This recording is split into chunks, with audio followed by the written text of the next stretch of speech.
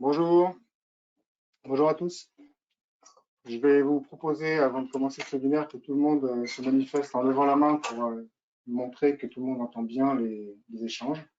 Donc, vous pouvez lever la main sur l'outil GoToWebinar pour vérifier que vous nous entendez bien.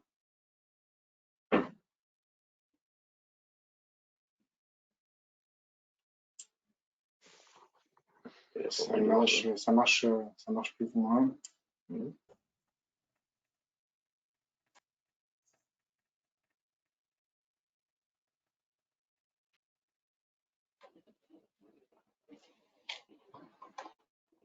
Ça marche quand même dans l'ensemble. Je vous propose qu'on attende encore quelques minutes que les derniers inscrits puissent se connecter.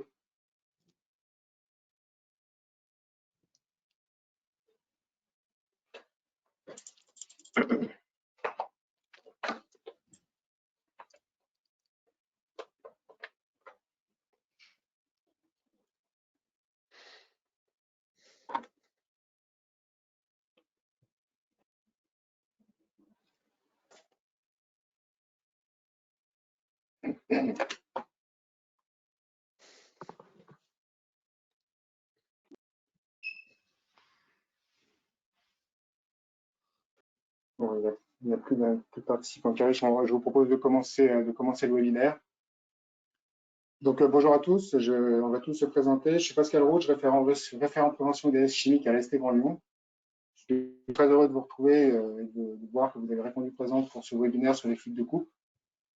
Le webinaire il a été construit en collaboration avec le CETIM, l'UMM Lyon et la CARSAT Auvergne-Rhône-Alpes. Donc, je vais proposer à tous les créateurs de ce webinaire de se présenter tour à tour.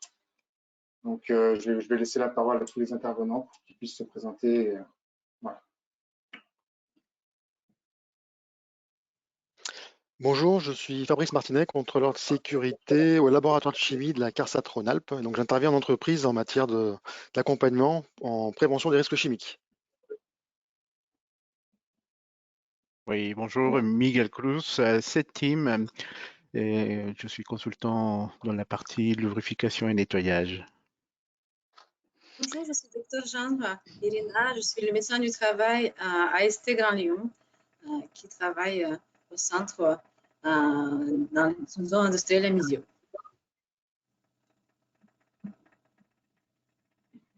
Bonjour, Raphaël Prugnot, je suis ingénieur formulation au CETIM et aujourd'hui je vais vous faire une présentation sur les fluides de coupe comme levier de progrès.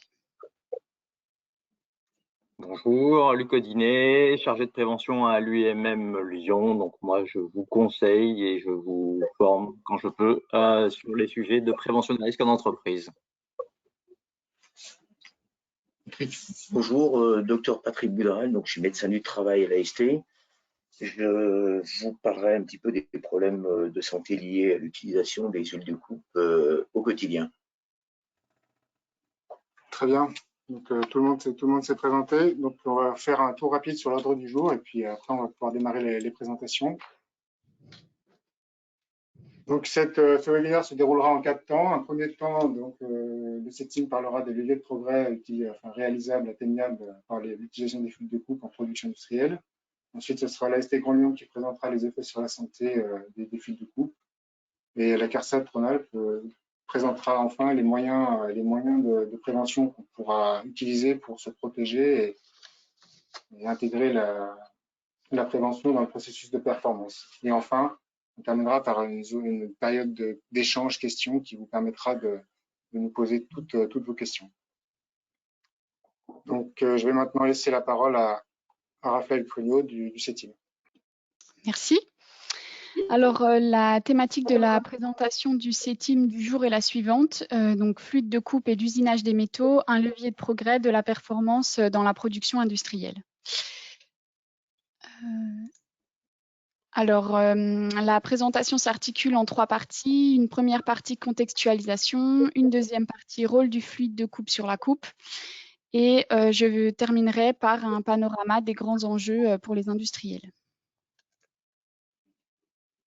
Donc, dans cette partie contextualisation, je vais vous refaire une petite partie généralité en vous représentant qu'est-ce qu'un fluide de coupe et je vous donnerai les différences qu'il y a entre les huiles entières et les huiles solubles. Donc, pour commencer, le fluide de coupe joue un rôle prépondérant en usinage. C'est un outil indépendant de la production industrielle qui doit être considéré comme un levier de progrès. C'est un produit chimique qui est appliqué par arrosage sur la zone de coupe et qui facilite l'opération d'usinage. Il va venir jouer un rôle majeur dans la réduction des surcoûts, mais pas que, également de perte d'énergie lorsqu'il est utilisé correctement. Et donc, on le verra plus tard dans la présentation, mais il est important de surveiller ces fluides de coupe. Et la non-surveillance de ces fluides va impacter donc, leur stabilité et va être responsable de certains problèmes de production, comme par exemple des vidanges prématurées. Et donc, ces problèmes présentent un impact économique et écologique pour les industriels. Donc, quelles sont les différences entre les huiles entières et les huiles solubles?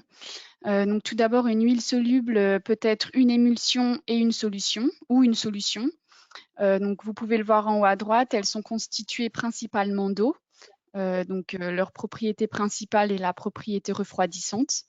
Elles sont faciles à recycler et ont une large gamme d'applications. Contrairement aux huiles entières, qui sont constituées principalement d'huile, des huiles minérales, synthétiques ou naturelles. Leur propriété principale est la propriété lubrifiante et elles ont l'avantage donc d'être non corrosives et d'avoir une gamme de viscosité très large. Dans une deuxième partie, rôle du fluide de coupe sur la coupe, je vais vous parler donc des grandeurs et des paramètres physiques liés à la coupe. Et enfin, je vais vous présenter les trois rôles essentiels d'un fluide de coupe. Donc, pour commencer, tout d'abord, la coupe symbolise le processus d'enlèvement de matière, de tout procédé d'usinage, quel que soit le secteur, aéronautique, automobile, spatial, et quel que soit le procédé utilisé, tournage, fraisage, perçage. Donc, le fluide de coupe, il va vraiment être au cœur de la coupe, à l'interface entre l'outil et la matière. Et il va venir modifier en fait les phénomènes liés à la physique de la coupe. Donc, des phénomènes qui peuvent être mécaniques, thermiques, chimiques ou tribologiques.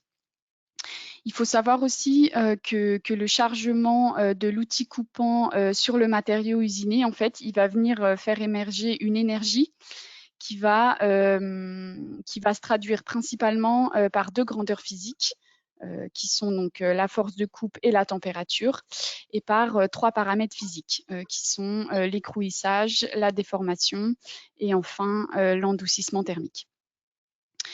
Concernant les rôles essentiels des fluides de coupe, donc trois rôles essentiels. Le premier, il va venir lubrifier. Lubrifier pour diminuer le coefficient de frottement de l'outil sur la matière. Il va venir refroidir également, refroidir l'outil, refroidir la matière et refroidir les copeaux au cours de l'usinage. Et enfin, il va venir rincer, c'est-à-dire évacuer les copeaux et les particules. Donc, il est nécessaire et primordial de surveiller ces fluides de coupe pour ne pas rencontrer les problèmes suivants.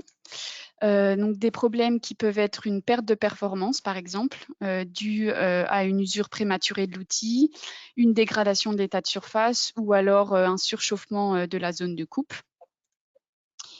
Des problèmes d'endommagement de la machine-outil liés à la corrosion, par exemple, ou au colmatage du circuit électrique. On peut rencontrer également des problèmes de vidange prématurée dus à une prolifération bactérienne, un moussage ou à une instabilité quelconque. Et enfin, dernier problème, on peut rencontrer des problèmes en termes d'hygiène-sécurité liés à l'apparition d'irritation, de dermatite ou même d'allergies cutanées. Dans cette troisième partie, je vais vous présenter les grands enjeux pour les industriels. Donc, concernant les fluides de coupe, les enjeux sont nombreux et peuvent être classés en 4 familles. Donc, on a des enjeux techniques, on a des enjeux économiques, environnementaux et enfin des enjeux sanitaires. Donc, concernant les enjeux techniques, donc il est important de sélectionner le bon fluide de coupe en fonction de son application, c'est-à-dire en fonction du métal usiné et du procédé utilisé. Donc pour cela, on va venir évaluer les performances du fluide de coupe en réalisant par exemple des tests comparatifs afin de valider un certain produit. Autre point, il est important aussi de réfléchir aux compatibilités avec les fluides de coupe, avec les produits en amont et en aval de l'usinage, par exemple les compatibilités avec l'eau, avec l'huile, avec d'autres composés comme les lessives par exemple. Ensuite, concernant les enjeux économiques, donc il est primordial d'évaluer le coût réel d'utilisation des fluides de coupe, c'est-à-dire de réaliser un bilan économique. On en a parlé tout à l'heure en ce qui concerne la surveillance des fluides de coupe. Donc les problèmes rencontrés dus à cette non-surveillance peuvent avoir un impact économique, comme la corrosion par exemple. Combien va coûter une machine rouillée à un industriel. Là, sur le point économique, c'est important. Autre point économique, les arrêts maladie.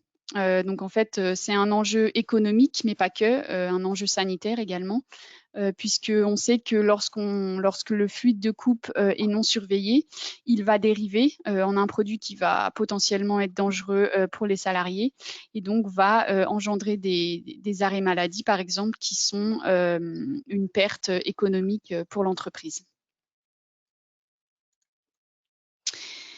Les autres enjeux concernent donc sur ce troisième point les enjeux environnementaux. Alors, ils sont forts et multiples.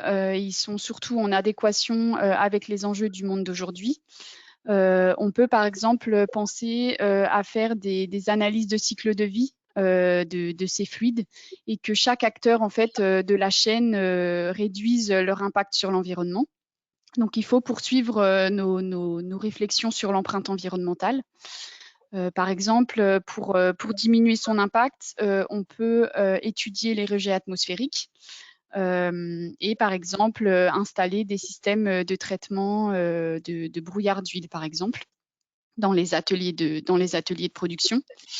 Autre sujet très actuel qui concerne la sécheresse et la sobriété énergétique, donc lié à la baisse des consommations en eau et la baisse des consommations d'énergie. Donc, c'est vraiment des sujets d'actualité cette année. On pourrait penser, par exemple, sur la baisse de la consommation d'eau, de faire vivre notre fluide de coupe plus longtemps. Mais par contre, il faut faire attention comme on l'a dit, à la performance du fluide et à la santé des salariés. Les derniers enjeux sont les enjeux sanitaires. Donc, je ne vais pas rentrer forcément dans le détail parce que cette partie-là sera reprise dans les présentations suivantes. Mais en termes d'enjeux, donc on retrouve les dermatites, les brouillards d'huile et toute la partie métaux dissous. Merci de votre attention. Le CETIM propose des accompagnements personnalisés et des formations. Donc, si vous avez des questions, n'hésitez pas à nous contacter. Merci. Merci Raphaël pour tous ces éléments. Effectivement, je pense que votre expertise peut aller beaucoup plus loin que ces éléments à présenter, même si c'est déjà bien résumé. Donc, on va maintenant s'attarder aux effets sur la santé des fluides de coupe et des produits qui sont émis à partir des fluides de coupe. Donc, cette présentation se déroulera en quatre temps avec une introduction, un point sur la toxicité des fluides de coupe, un point également sur la sinistralité, donc les maladies professionnelles qui peuvent être afférentes, et la prévention des risques chimiques pour prévenir les risques. Donc, pour les généralités, on l'a vu que les fluides de coupe ils peuvent avoir un rôle prépondérant dans les opérations d'usinage. Donc, il en existe plusieurs catégories donc des huiles entières et des huiles solubles, qui sont des formulations différentes, mais dans tous les cas, des formulations complexes, avec un grand nombre de substances pour des applications différentes. Donc, c'est des émulsifiants, c'est des antibactériens, c'est des agents anti-corrosion, et ces produits chimiques peuvent des fois libérer des produits, des substances dangereuses comme le formaldéhyde. On l'a vu aussi, merci Raphaël, que ces produits peuvent évoluer avec le temps au cours des usinages, et du coup se charger, leur composition peut se transformer, et les activités d'usinage peuvent donc émettre des aérosols qui sont toxiques. Alors, l'utilisation de ce fait, l'utilisation des huiles, des fluides de coupe est encadrée réglementairement par les dispositions applicables aux agents chimiques dangereux. Alors bon, il y a les textes de loi, mais aussi, alors c'est pas un produit CMR en tant que tel, mais certains composants des fluides de coupe et des produits émis dans les aérosols peuvent être classés CMR. Donc, il est important également de vérifier l'absence de ces substances dans les bains de fluides de coupe et dans l'atmosphère des lieux de travail. Et donc, enfin, ce sera détaillé plus loin, mais donc du coup, il peut y avoir effectivement des maladies professionnelles qui sont générées par l'exposition à ces fluides de coupe. Et donc, c'est pour ça que c'est important de bien connaître ces maladies. Donc, je vais laisser la parole à Patrick qui va vous les présenter. Oui, merci Pascal. Donc moi, je vais vous parler un petit peu de santé au travail. Alors, la toxicité des fluides de coupe, vous avez des problèmes, vous pouvez rencontrer des problèmes cutanés, des problèmes respiratoires, mais également des cancers. Alors, au niveau des effets cutanés, ce sont les effets les plus fréquents. On distinguera 3 types de pathologies, les dermites d'irritation, les dermites allergiques et les boutons d'huile. Alors, les dermites d'irritation, la localisation, c'est en général sur les mains et les avant-bras. On verra quand vous ayez des opérateurs qui travaillent en Bermuda ou en short dans les entreprises, même si parfois il fait extrêmement chaud. Mais généralement, donc, retenez que c'est les mains et les avant-bras. Alors, la cause de ces dermites d'irritation, c'est, comme l'indique le type de pathologie, je suis irrité, je ne sais pas, c'est pas un problème allergique, c'est vraiment de l'irritation, c'est l'effet un peu corrosif de certains produits. Donc, les causes, c'est un pH alcalin, les additifs qui sont utilisés, certains micro-organismes également qui peuvent se développer dans les fluides aqueux. Vous avez un deuxième type de pathologie, c'est les dermites allergiques. Alors, ce qui est un élément important à savoir, c'est qu'il y a un terme qu'on utilise bien en médecine, c'est que l'irritation fait en fin de compte de l'allergie. Donc souvent, ça commence par une irritation et ça se transforme par une dermite allergique. Ce n'est pas du tout le même traitement, ce n'est pas du tout le même suivi et ça a des conséquences importantes pour la pérennité du poste du salarié. Ça peut amener jusqu'à dans certains cas des inaptitudes au poste de travail. Elles sont plus rares, mais souvent associées. Donc, comme je disais, avec ces dermites d'irritation, les deux vont bien ensemble. Donc, comme vous le voyez sur la diapositive, au niveau clinique, vous avez quand même une différence entre la dermite d'irritation, où c'est quelque chose qui est extrêmement gênant, mais bon, qui est parfois un petit peu mieux toléré. Mais en revanche, la dermite allergique, ça, c'est un élément qui crée des dégâts au niveau cutané qui sont importants, avec des signes cliniques extrêmement désagréables, comme des pruries, des sointements, ça cuit, c'est vraiment extrêmement invalidant pour le salarié. Les causes, vous avez toujours également certains additifs, notamment des biocides. Et puis également, vous avez les métaux qui se baladent dans le fil de coupe. Vous avez notamment le cobalt, le nickel. Soit vous voyez, les allergies au cobalt et au nickel sont quand même assez fréquentes dans la vie de tous les jours. C'est la ceinture du pantalon dont vous êtes allergique. C'est la boucle d'oreille, c'est le bracelet que vous avez offert à votre ami. Et ça, donc, c'est quelque chose qu'on va retrouver également au niveau de l'activité industrielle. Hein.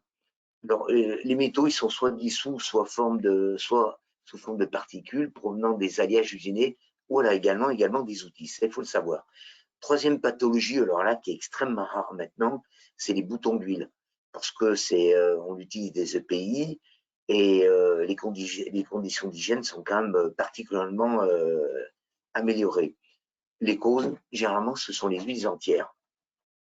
Mais il faut savoir justement sur ce sujet des dermites d'irritation, des dermites allergiques, ou des boutons d'huile. Je pense qu'il y a un élément qui est extrêmement important, ça on vous le dira peut-être plus tard, c'est vraiment l'hygiène au niveau du poste de travail, également dans l'entreprise, c'est-à-dire d'avoir des vestiaires où on n'arrive pas avec le bleu de travail de la maison, on part pas à la maison avec le bleu de travail, il faut vraiment qu'il y ait des vestiaires. Et dans des situations d'usinage, notamment à grande vitesse, vous avez beaucoup de brouillard, beaucoup de projections, donc invitez les salariés quand même à passer par les douches pour se nettoyer. Il y a un deuxième type de pathologie que l'on rencontre, c'est ce qu'on appelle les pneumopathies. Donc, c'est des pathologies pulmonaires. Alors, ça résulte bien sûr d'inhalation des aérosols de fluide lors des opérations de fabrication. 4 types d'affections. Alors, vous allez retrouver les pneumopathies d'irritation. Je suis irrité parce que j'ai un agent physique irritant. Les causes, c'est les pH élevés, les alcalins, tout ce qui est type soude, si vous voulez, c'est quand même extrêmement irritant, des fluides et le caractère irritant des additifs également utilisés. Vous avez un autre phénomène, une autre pathologie, pardon, c'est les pneumopathies allergiques. Alors ça, moins elle démarre, mieux on se portera, votre salarié se portera. C'est certains additifs, des métaux dissous sous forme de particules, des allages usinés, mais également, comme pour les dermatites allergiques, les éléments qui se trouvent dans les outils de coupe.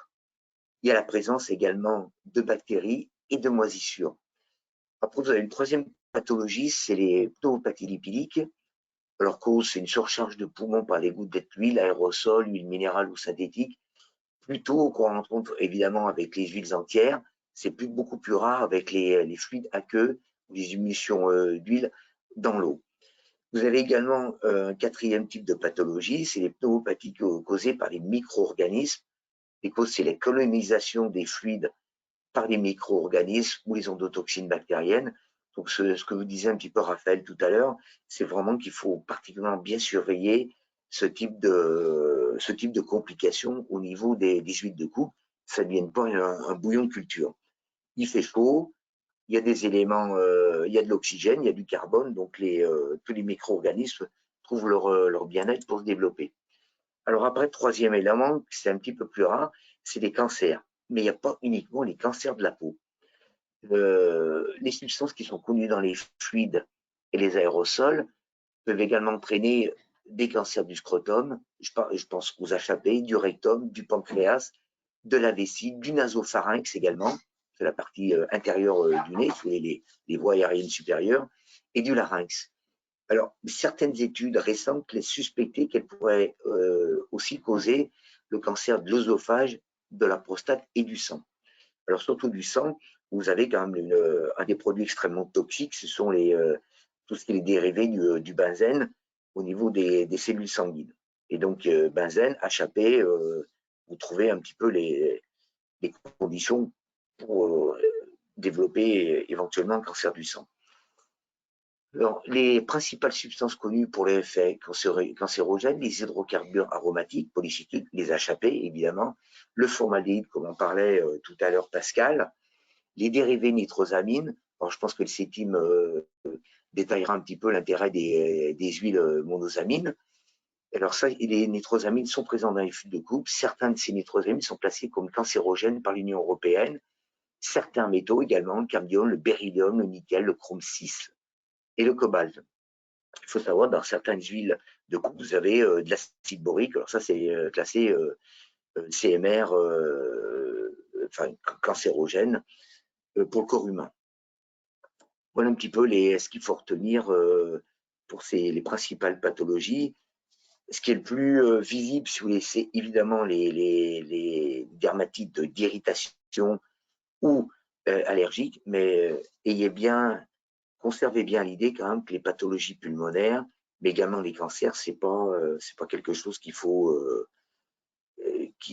c'est quelque chose qu'il faut vraiment toujours avoir au niveau de l'esprit. Hein. Voilà.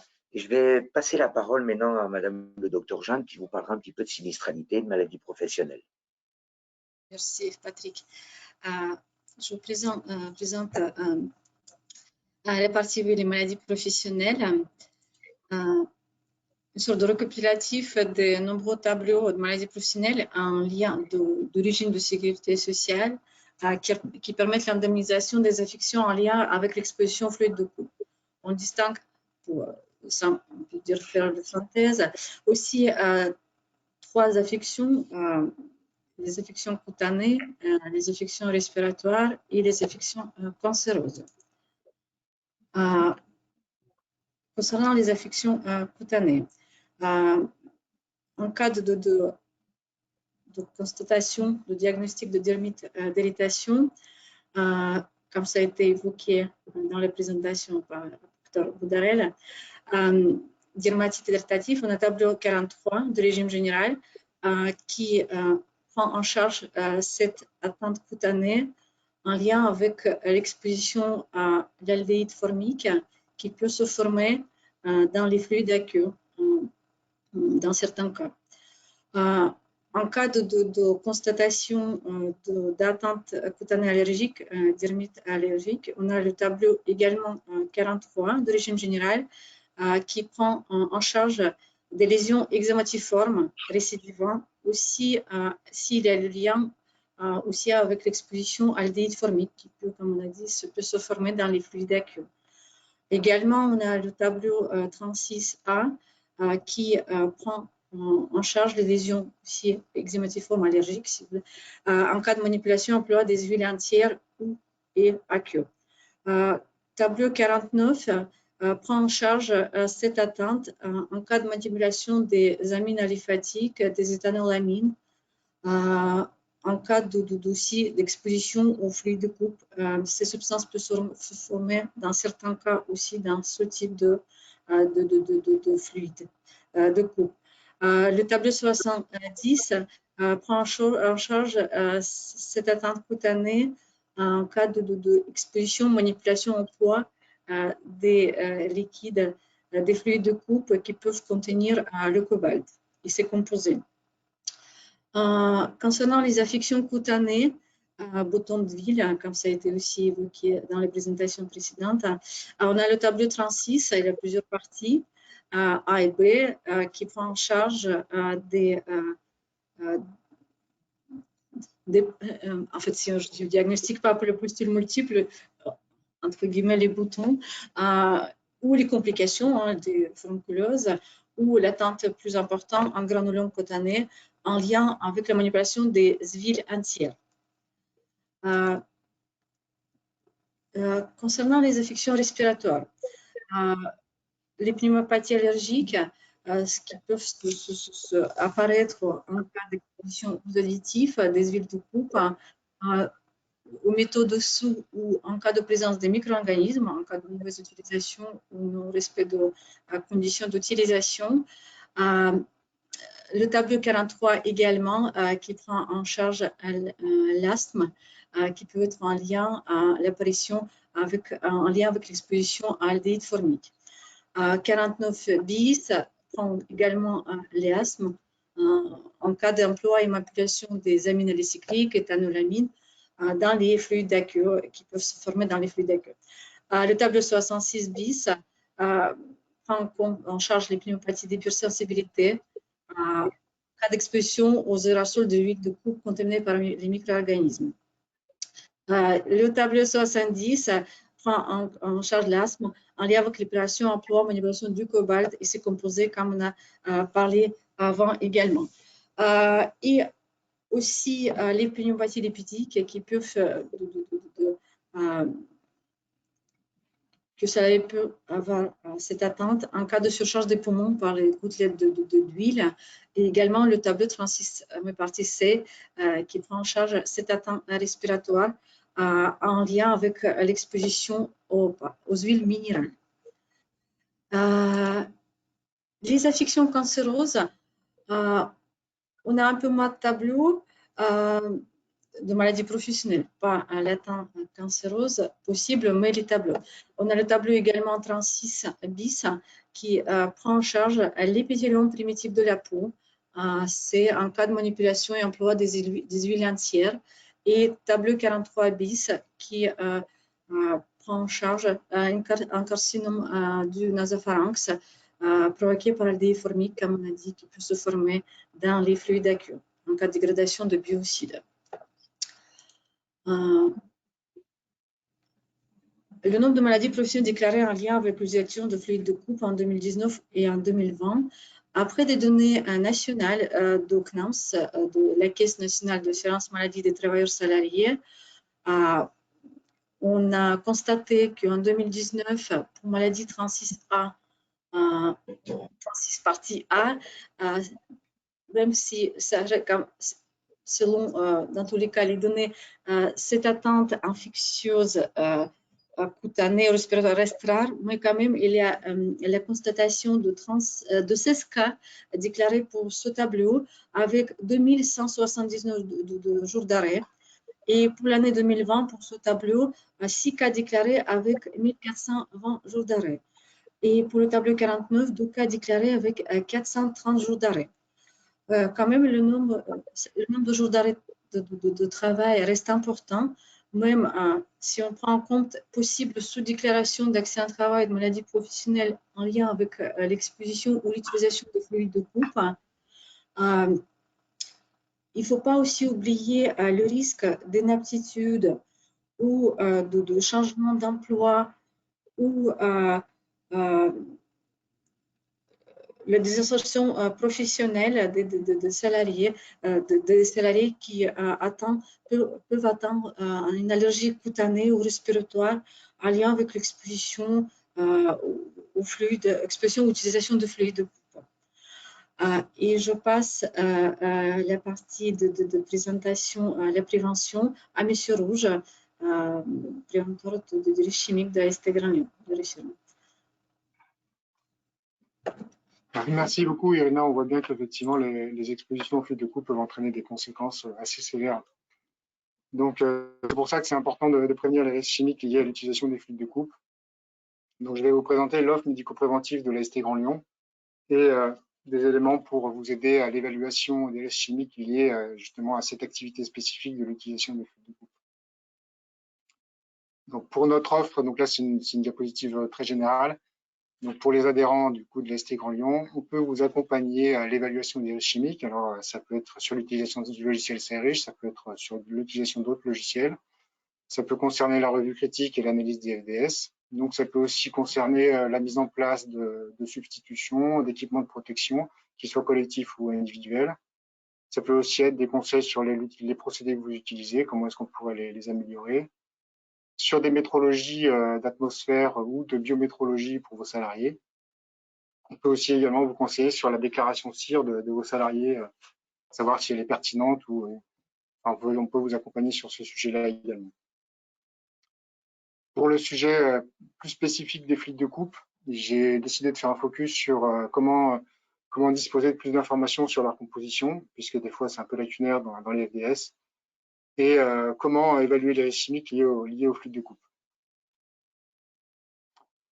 Alors, comment évaluer les risques chimiques liés aux fluides de coupe? Donc là, j'ai choisi de faire un focus sur l'utilisation sur le logiciel CRH, qui est quand même performant et disponible à tous. Alors, la première étape, c'est de lister les unités de travail, les postes et les tâches unitaires qui sont afférentes à l'utilisation des fluides de coupe. Ajouter les fluides comme produits étiquetés, puisqu'on a vu que c'est des produits chimiques qui sont formulés de manière complexe, donc avec beaucoup de substances incluses. Mais également ajouter des produits émis au poste de travail. Effectivement, c'est là où la tâche est un peu compliquée parce qu'on a compris que les fluides de coupe ils peuvent se transformer et émettre des substances qui ne sont pas présentes dans le fluide initial. Et donc, pour arriver à faire l'identification des émissions, CRH propose quatre grandes catégories d'émissions. Donc, en première catégorie, les poussières et aérosols émis lors de l'usinage de métaux à l'aide d'huile de coupe. Donc, c'est plutôt pour les huiles entières. Émissions lors de l'usinage de métaux à l'aide de fluides aqueux, donc c'est pour les usinages à fluide aqueux. Donc ça concerne, il y a deux catégories pour les métaux oxydables et pour les métaux qui sont moins oxydables. Il y a une troisième catégorie qui concerne les poussières émises lors de l'usinage et du ponçage de métaux sans utilisation de fluide, donc c'est l'usinage à sec. Et une quatrième catégorie qui concerne les poussières émises lors de l'usinage de métaux et outils en carbure de tungstène, qui ont des compositions chimiques qui peuvent générer des métaux dissous, des concentrations en métaux dissous beaucoup plus importantes avec l'utilisation de fluides aqueux. Donc ça, c'est pour l'utilisation du logiciel Serich. Donc, on voit que Serich permet la considération des produits étiquetés et des produits émis pour l'activité d'usinage avec l'usage des fluides de coupe. Voilà. Donc, également, comment est-ce que si vous avez un sujet sur un ouvrier qui est atteint de troubles et qu'il est intéressant pour vous d'accéder à la composition exacte du fluide, donc il y a différentes façons d'accéder à la composition la plus exhaustive possible du fluide. Donc c'est via le médecin du travail et via l'INRS, donc c'est la base Orfila. On peut aussi, via le médecin du travail, faire une demande au centre antipoison Fernand Vidal, donc ça nécessite que la composition elle ait été déposée sur cette base de données. Et vous pouvez aussi questionner directement votre fournisseur qui par contre, a l'autorisation de transmettre les éléments sans trahir le secret industriel. Donc, il est en droit de cacher certaines informations. Bon, malgré tout, sur une problématique de santé au travail, en général, on peut espérer que la transparence soit de mise. Voilà, donc ça, c'était pour l'évaluation du risque chimique. C'est la première étape de maîtrise du risque chimique. Il y aura tout le travail de mise en place d'un plan d'action et de mise en place d'équipements de protection collectif et individuel. Et c'est Fabrice Martinet de la CARSAT qui va vous présenter tous ces éléments.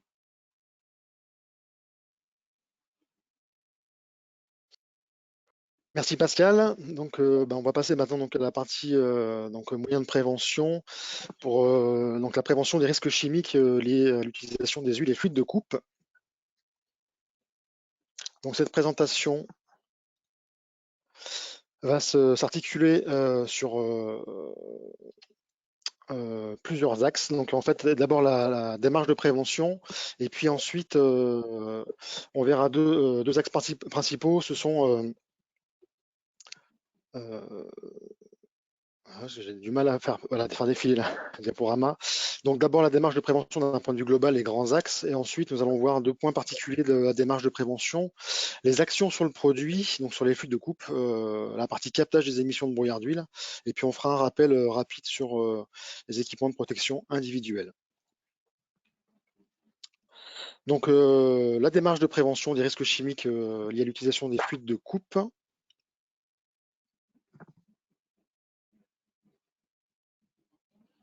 Donc cette démarche en fait est décrite dans des documents de référence, notamment donc la recommandation R451, la recommandation de la Caisse nationale d'assurance maladie. C'est un document qui est donc co-signé par la CNAM et par les partenaires sociaux, les organisations professionnelles qui représentent, on va dire, l'activité d'usinage des métaux. Et dans ce document-là, dans cette recommandation-là, en fait, on a un certain nombre d'informations, notamment sur la nature et les risques liés aux fluides de coupe, les mesures de prévention qui sont préconisées, qui sont recommandées, une valeur limite d'exposition professionnelle donc, qui est intégrée dans cette recommandation-là, à 0,5 mg par mètre cube pour les aérosols de fluide de coupe, et puis aussi des éléments sur le captage des brouillards d'huile à la source avec rejet de l'air filtré à l'extérieur. Un petit point de précision par rapport à cette valeur limite, à savoir que une nouvelle méthode d'évaluation des niveaux d'exposition au brouillard d'huile va voir le jour dans quelques mois, est en cours de validation, et en fait cette nouvelle méthode d'évaluation ne prendra pas seulement en compte les aérosols, mais prendra aussi en compte la phase gazeuse des brouillards d'huile. Cette modification-là en fait fait suite à une étude de l'INRS qui a démontré que la phase gazeuse des brouillards d'huile n'était pas du tout bénigne, mais bien significative. Et on se retrouvait avec des résultats bien plus importants quand on fait la somme des aérosols et de la phase gazeuse. Et notamment pour les huiles entières, on peut avoir un facteur 4, donc aller jusqu'à 4 fois le résultat qu'on pouvait avoir avec uniquement les aérosols. Et pour les huiles solubles, pour les fluides aqueux, un facteur 2. Voilà. Donc, nouvelle méthode d'évaluation qui va arriver normalement courant 2023 et une nouvelle valeur limite qui sera à venir, mais bien plus tard. Voilà. On a aussi le guide de ventilation, mais on en reparlera après quand on traitera le sujet des captages des aérosols de fluides de coupe. On a également un document qui recueille en fait l'état des connaissances donc sur les usages, les expositions et les pratiques de gestion en France des fluides de coupe, donc est un document ANSES qui date de 2012, mais qui est encore actuel. Et un guide de bonne pratique qui a pour origine en fait au Royaume-Uni en 2018 et qui a été traduit en 2020 par la Chambre syndicale nationale des industries des lubrifiants, avec la participation de l'INRS et de la CRAMIF. Donc sur la démarche de prévention, donc elle se déroule donc sur plusieurs axes. On va avoir donc des axes à gauche qui vont correspondre plutôt à l'objectif de réduire le risque à la source, et puis réduire les expositions avec des mesures organisationnelles et techniques, ou sur le procédé. Et puis à droite, des points de la démarche donc, qui vont plutôt concerner la mise en place de moyens de protection collective d'abord, ensuite protection individuelle, et puis donc tout ça, la maintenance des dispositifs de prévention et de veille technologique et la sensibilisation des salariés au risque chimique. On va se focaliser donc dans cette présentation-là d'abord sur 2 points particuliers, donc l'action, on va dire, sur les fluides de coupe, les huiles et fluides de coupe, et puis le captage des émissions de brouillard d'huile.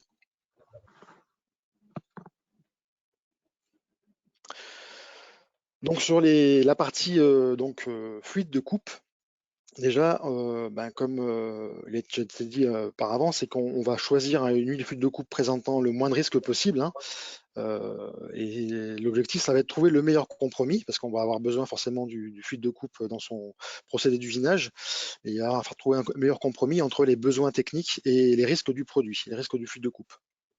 Tout ceci sur la base des échanges avec le fournisseur, qui pourra vous donner un certain nombre d'informations d'un point de vue technique, d'un point de vue des risques, de l'analyse des fiches de données de sécurité qui vous seront transmises par les fournisseurs dans leurs propositions, et puis des échanges avec le médecin du travail qui aura justement accès à un certain nombre d'informations par rapport à la formulation que vous n'aurez pas, et que lui pourra éventuellement avoir un avis à vous transmettre sur un choix d'un fluide de coupe par rapport à un autre.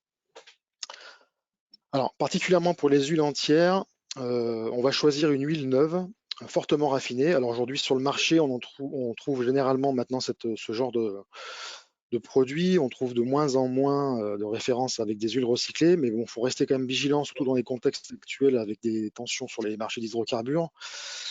Et l'objectif, c'est de limiter la présence des hydrocarbures aromatiques polycycliques, donc les HAP, qui est une famille de produits avec de substances qui sont potentiellement cancérogènes.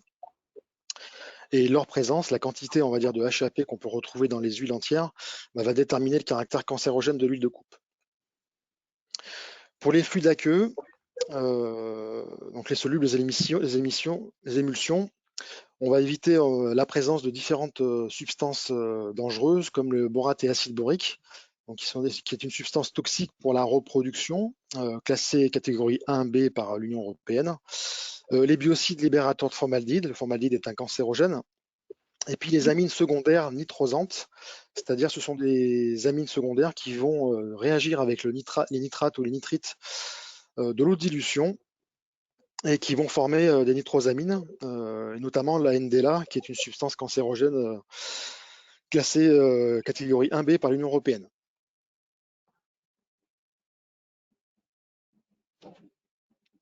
Une fois qu'on a trouvé le produit, on va dire, le moins risqué sur le papier, hein, sur le produit neuf, on va dire le fluide de coupe neuf le moins risqué pour la santé, pour les utilisateurs, durant son utilisation, en fait, les contraintes d'utilisation, la température, le métaux usiné, les huiles et les graisses des machines qui peuvent polluer les bains, toutes ces contraintes d'utilisation vont contribuer à une évolution des caractéristiques et de la nature des huiles et des fluides de coupe. Et donc l'objectif, ça va être de limiter au maximum cette évolution-là et de la surveiller. Donc pour toutes les huiles et fluides de coupe, c'est un objectif, le moyen en fait, ça va être la filtration pour limiter, on va dire, la pollution particulière du fluide de coupe, et également des dispositifs qui vont permettre d'éliminer ou de supprimer une partie des huiles et des graisses de pollution. Et puis également, après, ça va être les renouvellements des bains, donc en respectant les préconisations du fournisseur. Pour les huiles entières, on recommande de surveiller le taux d'hydrocarbures aromatiques polycycliques dans l'huile, en traçant en particulier le benzoapyrène, donc qui est un HAP, un CMR de catégorie 1B, donc classé 1B par l'Union européenne. Donc il est recommandé comme traceur dans les huiles, donc justement pour caractériser la cancérogénicité de l'huile au cours de son utilisation. on peut avoir très peu de HAP au départ dans votre huile neuve, et puis la température d'usinage peut engendrer, on va dire, la production, l'apparition, on va dire, de HAP dans votre huile, en sachant que la préconisation, la recommandation ne donne pas de fréquence, mais on va prioriser le contrôle des bains en fonction de votre évaluation des risques, et notamment sur des bains qui vont être à faible renouvellement en huile neuve. Alors, on a une valeur de référence qui est 100 microgrammes par kilo, qui est inscrite dans la recommandation, donc 100 microgrammes par kilo en benzopyrène. Alors malheureusement, aujourd'hui, c'est une méthode d'analyse INRS qui est aujourd'hui peu utilisée dans les laboratoires privés. On a quelques-uns qui le font. C'est dans votre recherche, dans votre consultation, il faut bien vous assurer qu'il y ait le seuil de quantification du laboratoire qui va vous faire la prestation soit de l'ordre de 10 microgrammes par kilo. On a beaucoup de laboratoires en fait qui ont un seuil de quantification à 100 microgrammes par kilo, et du coup, vous ne pourrez pas conclure sur les résultats. Ce sont des analyses qui sont beaucoup réalisées aussi par les laboratoires de chimie des CARSAT. Pour les fluides aqueux, donc les solubles et les émulsions, on va contrôler donc la concentration en produits actifs, donc la concentration qui est préconisée par le fournisseur, et le pH. Ce sont deux éléments. Le pH, généralement, il est autour de 9. Donc, deux éléments qui sont indiqués par le fournisseur d'un point de vue fonctionnement, principalement pour les problématiques de corrosion, mais aussi pour des problématiques de santé à l'usage. Un fluide de coupe plus concentré va forcément engendrer des problématiques d'irritation plus importantes. Et pareil pour le pH. Et au-delà de ça, c'est qu'en fonction du pH, on peut aussi se retrouver avec ça va être un indicateur sur la biocontamination du bain.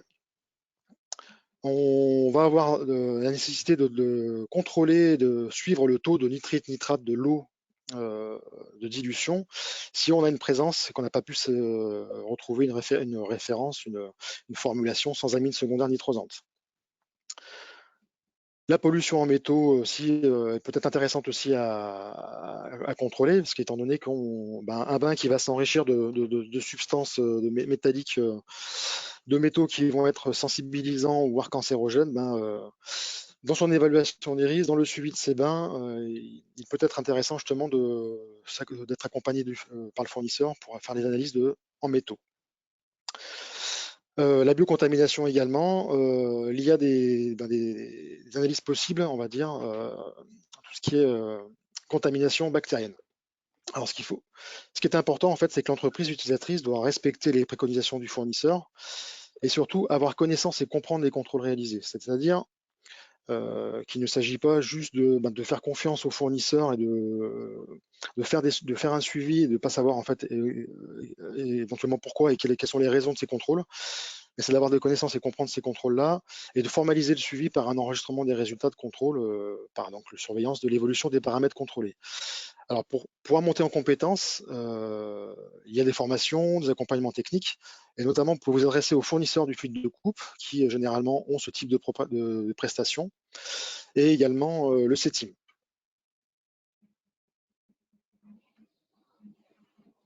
On va passer donc au captage des émissions. Sur le captage des brouillards d'huile, en fait, on va avoir donc la recommandation qui cite donc le capoter les machines et capter les aérosols à la source avec rejet à l'extérieur de l'atelier après filtration. Ça, c'est un élément important parce vous verrez, il y a un point après derrière sur la partie recyclage de l'air filtré. Et le guide de ventilation qui, lui, va donner certains éléments techniques dans la conception, dans les préconisations d'un point de vue des débits, de l'aspiration, etc. Donc des systèmes d'aspiration pour capter efficacement et traiter efficacement les aérosols de flux de coupe. Alors aujourd'hui, c'est toujours la référence, mais il est en cours de mise à jour lié à l'évolution des machines, capotage de plus en plus important des machines, les paramètres d'usinage qui ont évolué, des nouveaux flux de coupe, et puis des systèmes d'aspiration-filtration également qui sont sur le marché aussi, qui ont fortement évolué. Il faut intégrer aussi le fait qu'il y a des nouvelles connaissances sur la nature des émissions, comme on disait tout à l'heure. Donc c'est la partie phase gaz qu'il va falloir intégrer aussi dans les préconisations.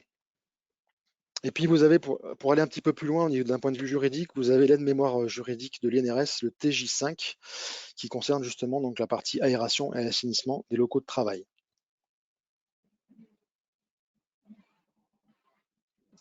Donc, quand on veut mettre en place un système de ventilation, un système de captage des brouillards d'huile dans l'entreprise, on va mener un projet en ventilation et pour arriver à obtenir, on va dire, un équipement, un système de ventilation, un système de captage qui correspond au mieux à votre situation, il va falloir réaliser une analyse du besoin en intégrant différents paramètres, donc la nature des huiles et fluides de coupe qui sont utilisés. Est-ce que c'est des huiles entières? Est-ce que c'est des huiles aqueuses, des fluides aqueux? Le nombre et les caractéristiques des machines, donc on va dire l'ensemble des éléments d'information par rapport au parc machine, la présence de postes de soufflage de pièces ou pas, parce que le soufflage des pièces sont des opérations qui sont particulièrement exposantes au brouillard d'huile. Donc, si on n'arrive pas à les supprimer, on va être obligé de les équiper de systèmes de captage des brouillards d'huile. L'organisation de l'atelier, parce que ça aussi sera un point important. Comment devra fonctionner l'aspiration? Est-ce que ce sera uniquement en journée? Est-ce que ce sera sur des équipes de 2-8 ou en 3-8? Je n'ai pas indiqué, mais il y a aussi éventuellement des entreprises qui peuvent travailler le week-end. Et puis la simultanéité de fonctionnement des machines, est-ce que 100% du parc machine fonctionne tout le temps ou est-ce qu'on a une variabilité du taux de foisonnement des machines importante et auquel cas on aura un intérêt d'avoir un fonctionnement qui suive au mieux le fonctionnement des machines pour éviter à avoir 100% du temps l'ensemble du débit d'aspiration rejeté vers l'extérieur.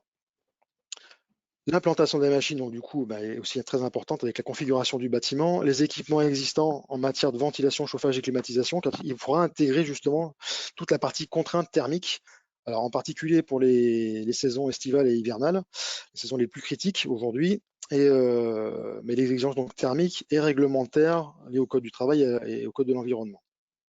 Tous ces éléments-là sont reportés dans le cahier des charges, dans lequel vous allez aussi demander à votre fournisseur la note de calcul pour la détermination des débits d'aspiration par machine, avec des engagements sur des objectifs de résultats mesurables. Quand on dit mesurable, c'est très important, c'est qu'à terme, c'est qu'on puisse vérifier à réception que ce qu'on vous a proposé en matière de débit d'aspiration, on puisse le vérifier à réception. Surtout que ça aura une importance après d'ailleurs, on le verra sur la partie suivi de l'installation. Le respect des préconisations donc INRS CARSAT, et puis des éléments techniques, donc les caractéristiques et les fonctionnements de la technologie proposée, c'est-à-dire que l'objectif c'est quand même de savoir à peu près comment va fonctionner votre installation, quelles seront les contraintes d'utilisation, les contraintes de suivi, d'entretien, etc. Et puis notamment aussi la problématique des consommables et des coûts des consommables. Et l'implantation des équipements qui sont généralement indiqués dans un plan de proposition, on va dire, de plan d'implantation dans l'atelier. Un point important qui sera, parce que c'est réglementaire, vous invitons à demander les documents nécessaires à la constitution du dossier d'installation de ventilation. On le verra un peu plus tard. Ce dossier d'installation de ventilation est un dossier réglementaire, donc demandé par la réglementation. À savoir que la CARSAT accompagne les entreprises sur ce type de projet-là, donc en fournissant la liste de fournisseurs spécialisés, en aidant à la rédaction du cahier des charges, à l'analyse des offres techniques avec un avis formulé sur les offres, et puis sur de la métrologie aérolique justement lors de la réception des installations.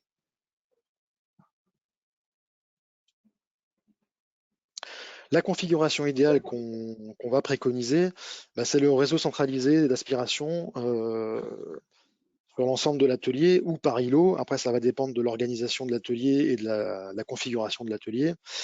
Et avec différents éléments, le captage à la source des émissions. Donc, on va relier la machine capotée au maximum avec un confinement des émissions.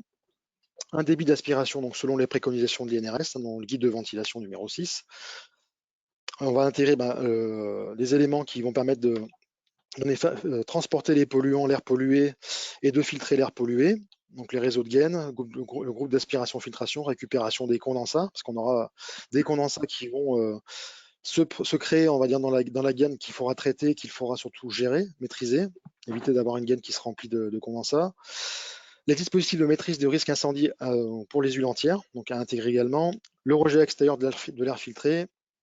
Aujourd'hui, on parle de plus en plus des problématiques énergétiques, donc il faut bien justement intégrer cette problématique-là et s'interroger sur la meilleure façon de l'intégrer. Et nos préconisations vont sur les échangeurs thermiques, qui aujourd'hui, on a des rendements qui sont annoncés jusqu'à 80%, et qui sera du coup relié à la réintroduction d'air neuf en compensation de l'air extrait. Ce système centralisé, ça va permettre d'avoir un seul système à entretenir et à contrôler, plus simple et moins consommable. Des installations qui sont pérennes, parce que justement elles seront entretenues et suivies plus facilement, et des installations vendues par des sociétés spécialisées en aérolique, donc normalement adaptées et efficaces. Donc la diapo suivante montre schématiquement en fait ce que peut représenter ce type d'installation de réseau centralisé, qui va permettre une meilleure maîtrise du risque d'exposition des salariés donc au brouillard d'huile. C'est la seule solution permettant de faire des économies d'énergie en hiver et en été, dans le sens où elle permet justement d'évacuer les calories en été vers l'extérieur, et puis de récupérer grâce à l'échangeur thermique les calories pour la saison hivernale. Mais c'est une installation, comme on disait, une configuration idéale qui sera forcément adaptée selon les contraintes dans l'entreprise, c'est-à-dire qu'on n'aura pas forcément toujours ce type d'installation-là. L'objectif, c'est de tendre au maximum vers cette solution-là.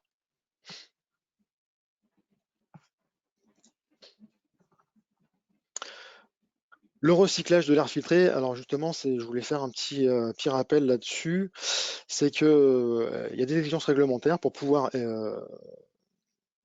effectuer un recyclage de l'air filtré, comme on voit régulièrement en entreprise. Différents points qui aujourd'hui, en fait, par rapport au brouillard d'huile, il est impossible techniquement de satisfaire tous ces critères. En premier lieu, pour quelle raison? C'est qu'en particulier, donc pour les fluides aqueux, qui sont composés de nombreuses substances, mais les huiles entières également, on n'a aucune garantie de l'efficacité d'épuration pour les substances faisant partie de la formulation du fluide de coupe. Avec le résultat de l'étude de l'INRS, et du coup aujourd'hui on a une phase gaz qui a été indiquée significative, aucun système d'aspiration ou de filtration actuel ne permet de filtrer la phase gazeuse.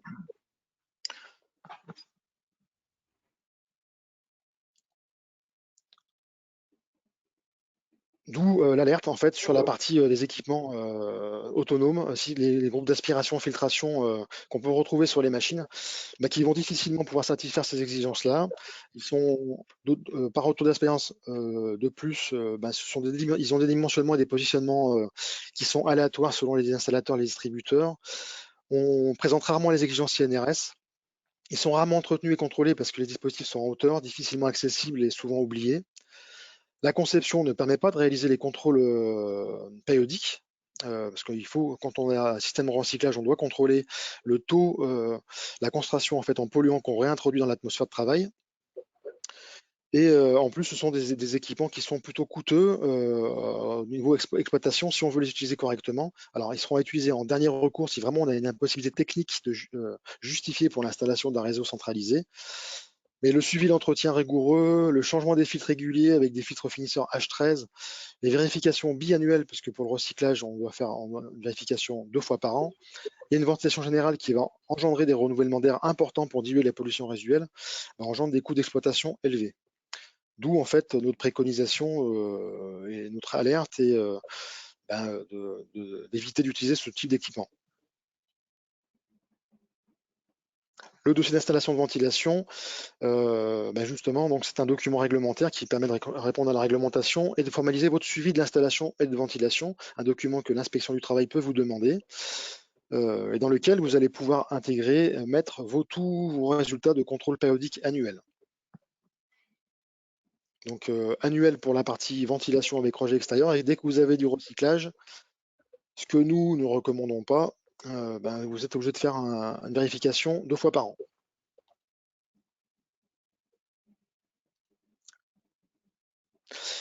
Les équipements de protection individuels, pour finir, un petit rappel de type, ça va être la mise à disposition de gants, de lunettes de protection, de vêtements de travail manches longues.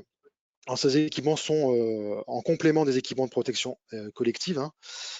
À savoir que pour le choix, il est conseillé d'intégrer les futurs utilisateurs, notamment pour intégrer toute la partie contrainte du poste de travail, notamment les problématiques de manutention, les problèmes de risque de coupure, les problèmes de risque de contact avec des sources chaudes.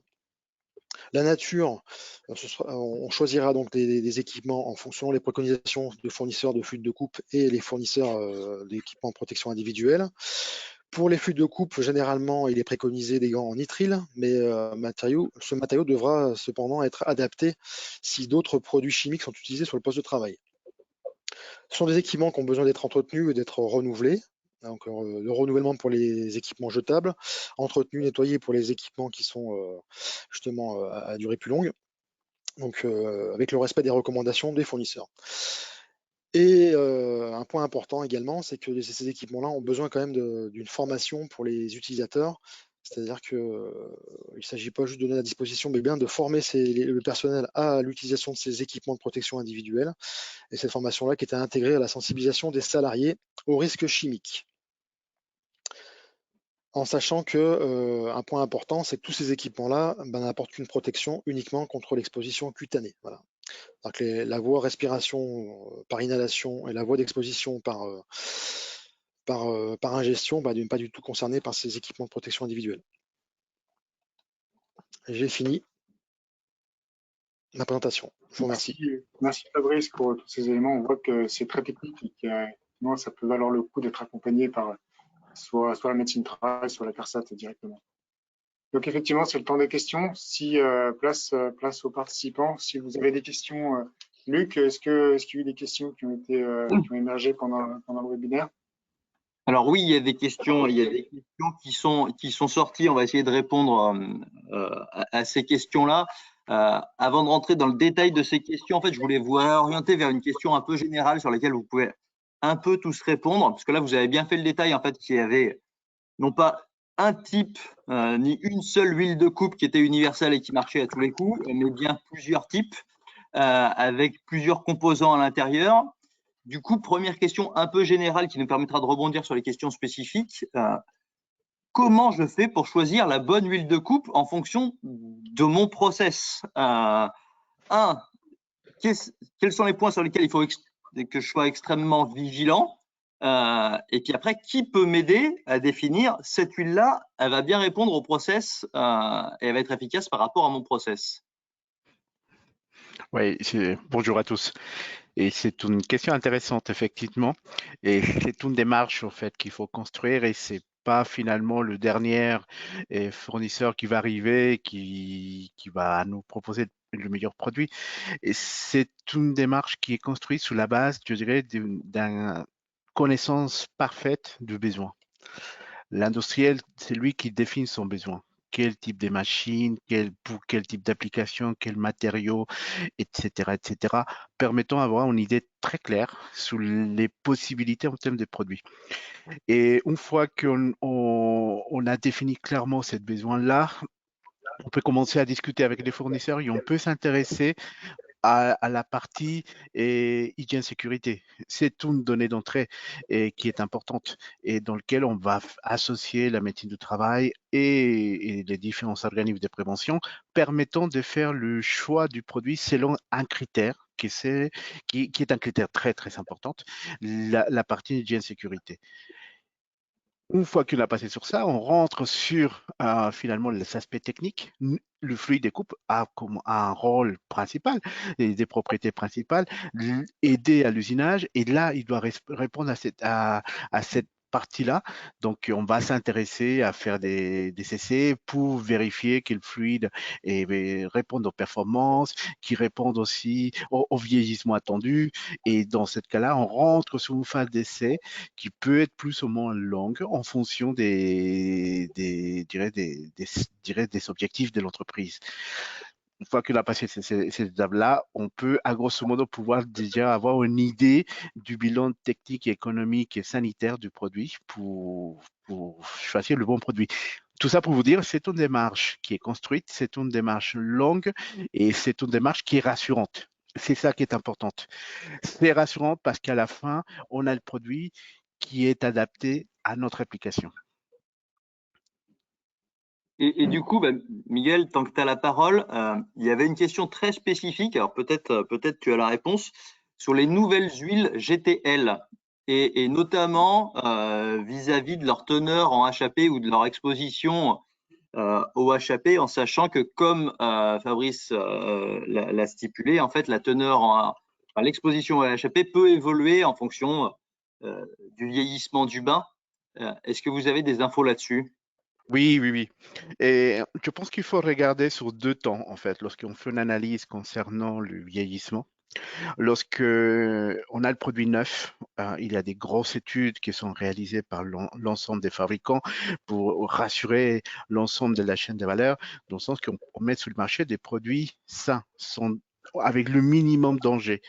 Le problème, c'est que dans la deuxième étape, c'est lorsque le produit est mis en application sur un système qui est ouvert, dans un système dans lequel il est en contact avec énormément de produits, et c'est là que ça devient de plus en plus difficile parce que chaque application, c'est un cas d'usage, et c'est difficile de faire une analyse sur chaque cas d'usage.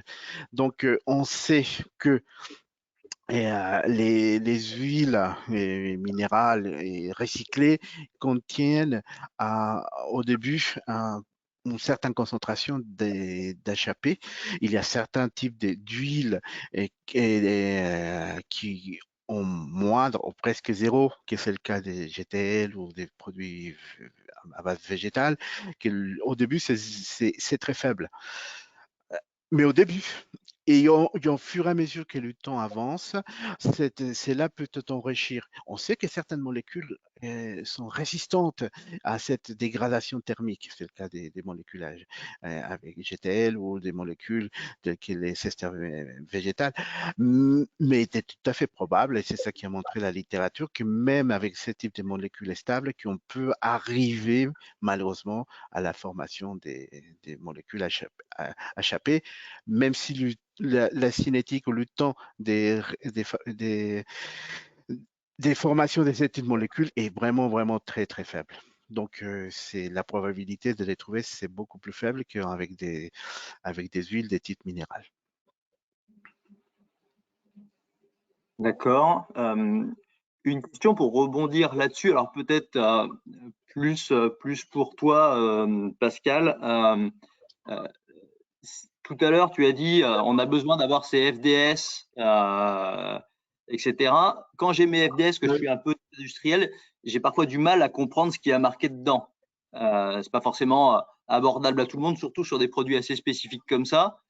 Comment je peux les exploiter et sur qui je peux m'appuyer? Sur nous, hein, typiquement, je parle pour les adhérents de l'AST, ils peuvent très bien me solliciter. Donc, le mail de contact pour le référent risque chimique est dans la présentation. Il faut me contacter, m'envoyer un mail avec la liste des FDS et demander une question de comparaison sur des critères précis. Par exemple, nous questionnons sur la teneur en HAP de ces différentes huiles, ou nous nous questionnons sur la teneur en agents reprotoxiques dans ces différentes huiles, sur les libérateurs de formaldéhyde également. Donc, on peut faire des analyses de comparatives sur ces différentes FDS.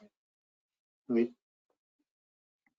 Donc, là, on est vraiment, on peut répondre du coup une réponse synthétique qui présente les avantages ou les inconvénients ou alors la similitude des différentes formulations. Oui. Et si besoin d'aller vraiment encore plus loin, on peut, via le médecin du travail, solliciter la base Orfila ou le centre antipoison Fernand Vidal. Voilà. J'insisterai sur, Dr Woodra, j'insisterai sur un élément extrêmement important concernant les fiches de données de sécurité. Vous avez certains produits donc, qui sont issus de mélange. Vous lisez la fiche de sécurité au niveau de la toxicité sur la santé, où a priori le produit est considéré comme non dangereux. Et en fin de compte, quand vous analysez en détail les différents composants, vous avez certains composants qui sont particulièrement dangereux pour la santé, notamment par exemple la fibre borique. Je ne parle pas uniquement pour les huiles de coupe, mais des produits notamment qu'on peut utiliser dans la recherche en biologie, tout ça. Donc d'être vigilant, c'est vrai que les fiches de sécurité, en cas de doute, de moins de suspicion, ne pas hésiter à faire appel au référent chimique de l'AST et ou médecin du travail, de manière qu'il y ait une analyse qui soit approfondie, détaillée, précise, concernant ces fiches de données de sécurité. Il y a beaucoup de fiches de données de sécurité également qui sont écrites en anglais, donc ça demande quand même parfois un petit temps d'analyse, de traduction pour assurer une efficience quant à l'analyse qu'on pourra proposer aux clients. Ouais, je rebondis sur les propos de Dr. Boudard. Effectivement, donc, ce qu'il faut sur la langue des FDS, donc votre fournisseur est contraint réglementairement de vous transmettre des FDS dans la langue, dans votre langue, donc en français. C'est pas toujours le cas. Alors, il est contraint réglementairement. Il y a aussi un point de vigilance, c'est que la conformité des FDS n'est pas toujours, les FDS sont pas toujours conformes. Les versions sont des fois obsolètes de plus de 3 ans et le fournisseur de produits peut également se tromper. Donc, l'intérêt de solliciter le service de santé au travail pour une analyse peut concerner la vérification de la conformité réglementaire des déclarations de danger présentes dans les FDS. Voilà, on a un outil d'analyse pour ça. On peut vous accompagner sur ce sujet. Il y a un autre Voilà. point de vigilance, je me permets de rajouter, c'est concernant les fluides de l'huile soluble. Et lorsqu'on va faire l'achat de l'huile soluble, on achète des produits concentrés. Et donc, ce produit concentré, c'est la FDS qui nous est communiquée par les fabricants, les fournisseurs et les distributeurs. Et donc, lorsque l'analyse va être réalisée, il faut prendre en compte ce facteur de dilution. Donc, c'est finalement le produit que nous utilisons dans l'usinage, c'est le produit dilué avec un certain pourcentage. Et donc, l'analyse vous dira si ce que cette dilution a un effet plutôt négatif ou plutôt positif, mais c'est important de prendre en compte ce facteur-là pour l'analyse globale et le plus précise sur l'analyse chimique, risque chimique. Oui, tout à fait, effectivement. Oui, d'où la complexité des fois, quand on parlait tout à l'heure du logiciel Serich, si jamais on utilise ce type de logiciel pour faire son analyse du risque chimique, de bien être spécifique. Tout à l'heure, tu parlais effectivement entre rentrer le produit étiqueté ou rentrer l'agent chimique émis. C'est là où des fois, ça peut valoir le coup de se faire accompagner ou d'avoir une contre-vérification quand on fait nous-mêmes sa propre analyse avec Serich. Oui, absolument. Effectivement, l'utilisation du produit étiqueté, donc le fluide qu'on achète auprès du fournisseur, cette formulation donc concentrée, elle sera finalement pertinente dans SciRich ou dans tout autre logiciel d'évaluation des chimiques que pour la phase de dilution. Après, on est bien en présence comme l'a dit Miguel, d'un nouveau produit qui est dilué, qui a des dangers effectivement donc qui sont différents, souvent amoindris, et qu'il est important à ce moment-là de considérer non plus le fluide comme un produit étiqueté, mais comme une émission générée par l'activité d'usinage. Et c'est là où SciRich propose une offre qui commence à être vraiment satisfaisante, c'est-à-dire qu'il propose des situations d'usinage particulières. Donc, si vous avez des questions sur cette partie de l'évaluation avec SciRich, n'hésitez pas à revenir vers nous. On pourra vous accompagner de manière assez simple. C'est pour vous faire gagner du temps, en fait. Voilà. Petite question, il y a eu quelques questions sur les très médicales pour la peine. Une première question, tout à l'heure, vous avez parlé de pneumopathie, de risque pneumopathie, que ce soit en maladie professionnelle ou simplement observée. Il y a une question entre lien, quelque part, exposition au brouillard d'huile et Covid. Donc, pneumopathie Covid, est-ce que le fait de t'exposer à des brouillards d'huile peut aggraver ou plus sensibiliser des salariés au Covid? Est-ce que vous avez des retours là-dessus, des choses spécifiques ou pas du tout? Moi, docteur Oudarel, moi, je sais pas, peut-être je suis ignorant, mais j'ai pas eu d'informations particulières. Je ne sais pas si le docteur Gindre pourra apporter certains éléments de réponse à cette situation. Hein. Vous savez, le Covid, c'est une maladie qui est quand même relativement récente pour nous, ça date de 2 ans à peine. Hein. Et tous les effets qu'on trouve, des problèmes pathologiques rencontrés par des patients qui ont le Covid. Alors, est-ce que ça peut être lié au Covid à l'environnement, on va dire, professionnel ou privé? On constate des AVC pendant une période de Covid. Est-ce que l'imputabilité du Covid est affirmée? Ça, moi, je n'ai pas d'éléments pour vous répondre raisonnablement sur ce sujet. Rappelez-vous, il n'y a pas si longtemps qu'on ne trouvait plus de patch nicotinique de sevrage tabagique dans les pharmacies parce que il y avait eu un papier qui était sorti comme quoi les fumeurs faisaient moins de réanimation avec le Covid. Donc, vous voyez, il y a quand même beaucoup d'informations, mais en revanche, est-ce que pour répondre en partie à votre question, le fait d'avoir une pathologie préexistante, diabète, insuffisance rénale, insuffisance cardiaque, insuffisance pulmonaire, parce que les pathologies pulmonaires, quand même, on voit quand même qu'il y a une moindre efficacité de la fonction pulmonaire.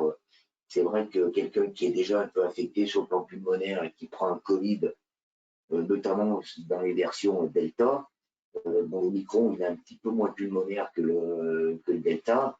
C'est vrai que si vous partez avec des poumons fatigués, vous prenez un Covid dessus, ce n'est pas un élément de bon pronostic pour un sujet. Hein. Voilà ce que je peux quand même vous répondre. Et moi, j'ajoute aussi que je n'ai pas eu de signalement de lien d'apparition de l'infection de Covid avec l'exposition aux huiles, aux fluides de coupe. Après, je rejoins aussi qu'il faut prendre en compte les pathologies sous-jacentes parce que ça peut compliquer, comme on sait, et provoquer des formes de Covid graves. Mais exemple, en cas d'exposition, comme on a vu dans notre présentation, aux huiles entières et en cas de surcharge pulmonaire, ça peut aussi aggraver cette maladie, cette atteinte pulmonaire provoquée par le virus de Covid. Mais aujourd'hui, dans tous les cas, nous, on n'a pas de données de lien. Je rajouterais une avec les fluides. Les patients qui souffrent de BPCO, hein, bronchopathie obstructive, c'est vrai que s'ils attrapent le Covid ou la grippe, ils feront probablement des formes plus compliquées que quelqu'un qui a des bronches et des poumons sains. Alors, si on quitte le risque respiratoire sur le risque cutané, un salarié qui détecterait des problèmes cutanés, il s'oriente vers qui? Vers son médecin traitant ou vers le médecin du travail? Alors, pour répondre à la question, il est important qu'il en parle à son médecin traitant, évidemment, pour traitement médical, mais il est indispensable qu'il se tourne vers le médecin du travail, qui lui pourra connaître l'entreprise, connaît le poste en général. Donc, ça va de pair, le médecin traitant soigne les signes cliniques et le médecin du travail va œuvrer dans le sens de réduire ces risques chimiques, ces risques professionnels, de manière à pouvoir traiter correctement. Si vous continuez à être exposé à des produits qui sont irritants ou allergisants pour votre corps, que ce soit au niveau cutané ou pulmonaire, c'est un peu le chien qui se mord la queue. On ne sortira pas de cette situation désagréable pour l'employé et également pour l'entreprise, parce qu'un arrêt maladie, ça coûte des sous pour tout le monde, que ce soit l'employé et également l'employeur. Hein. Et du coup, est-ce que vous pouvez aller jusqu'à du conseil sur les EPI? C'est-à-dire quel type de pays? Pascal Fabrice parlait tout à l'heure des différents types d'EPI et des moyens de protection. Est-ce que le médecin du travail peut apporter également des conseils en matière d'EPI? Le gant n'est pas adapté par rapport au risque cutané ou pas résistant à l'huile en question. Du coup, c'est plutôt moi qui prendrai le relais référent risque chimique. C'est plutôt mon travail. Donc, effectivement, je peux tout à fait accompagner les adhérents à ST Grand Lyon sur le choix de leurs EPI. Ça concerne le choix des EPI, ça concerne aussi comment utiliser des EPI. Il y a des EPI, notamment pour les gants, des gants qui sont réutilisables, des gants jetables, et ils ne sont pas utilisés de la même manière. Il y a des procédures. Donc, les gants jetables, effectivement, il faut les jeter, il ne faut pas les stocker dans les poches. Et les gants réutilisables, pour les réutiliser de manière sécurisée, il faut les laver avant de les stocker. Donc, tout ça, c'est des démarches sur lesquelles on peut vous accompagner et vous donner des trucs et astuces et des bonnes pratiques. Tout à fait. Alors, je quitte les problèmes médecine pour revenir, parce que je vois que ça a réagi sur les fiches de données de sécurité. comment je m'assure que j'ai la dernière fiche de sécurité à jour? Tout à l'heure, on parlait de moins de 3 ans, mais effectivement, moins de 3 ans, c'est plutôt une ligne de conduite en se disant, si elle a plus de 3 ans, posez-vous la question et sollicitez votre fournisseur de produits. Mais comment je suis sûr qu'il n'en a pas ressorti une dans l'intervalle et que c'est bien celle d'actualité? Donc là, c'est la responsabilité du fournisseur de transmettre aux consommateurs, aux utilisateurs de produits chimiques la dernière version de la FDS. Donc, une fois qu'on a fait la demande cette demande d'actualisation de la FDS, c'est vraiment au fournisseur de faire son travail et de donner la dernière version. Et donc, l'utilisateur n'a pas vraiment d'autres solutions à ma connaissance. Mais normalement, le fournisseur donne quand même la dernière version de la FDS, actualisée au jour de la demande, s'il n'y a pas eu de modification. Mais cela implique aussi, excuse-moi, et cela implique aussi une gestion documentaire aussi de la part de l'entreprise. Ah bah c'est clair. Pardon. C'est l'avantage des outils d'évaluation de biochimique comme SciRich ou d'autres. Hein. Ils ont dans leur fonctionnement une étape d'inventaire des produits chimiques qui permet de dater les FDS et du coup d'avertir l'utilisateur sur des FDS qui pourraient être obsolètes, pour lesquels il nécessite de demander au fournisseur si cette version est bien la dernière version à jour. Voilà. Et on est bien d'accord que SciRich, effectivement, comme tu lui donnes de la date de la FDS, au bout de 3 ans, et pas 5 ans, elle va te mettre une alerte en disant assurez-vous que vous avez bien la dernière version. Oui, tout à fait. C'est ça. C'est paramétré. Oui. Maintenant, des questions plutôt à destination de Fabrice côté CARSAT sur les systèmes d'aspiration. Tout à l'heure, Fabrice, tu faisais bien le détail effectivement entre les systèmes autonomes et puis les systèmes plutôt global entreprise. Alors, il y avait une question là sur les systèmes autonomes. Que pense la CARSAT des systèmes autonomes avec manomètre permettant le suivi du bon fonctionnement de l'installation? Alors, le souci qu'on peut avoir là-dessus, en fait, le manomètre en fait, va vous donner une indication par rapport à des problématiques de colmatage. Donc, ça peut être un bon indicateur sur la partie débit d'aspiration et performance aérolique de l'installation. Par contre, il ne vous donnera aucunement d'informations sur une éventuelle fuite ou une éventuelle, on va dire, dérive au niveau de la concentration du polluant qui est réinjecté, recyclé dans l'atmosphère de travail. Voilà. Ensuite, ce qu'il faut savoir, c'est qu'on fait des mesures en fait régulièrement sur ce type d'installation-là, et on s'est déjà rendu compte. Alors ça, après, il faudra qu'un jour on puisse se mettre en discussion avec les fournisseurs de ces équipements-là.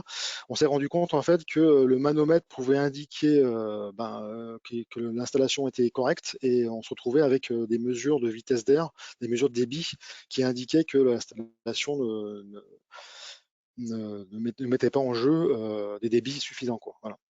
C'est-à-dire qu'il y avait une dérive d'un point de vue performance aérolique, mais l'installation ne l'indiquait pas, quoi.